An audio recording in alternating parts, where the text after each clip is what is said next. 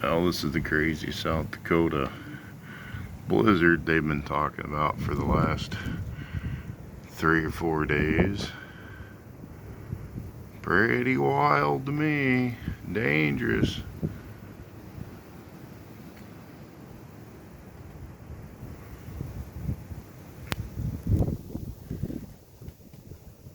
We're about 3 hours into it right now from when it was supposed to start.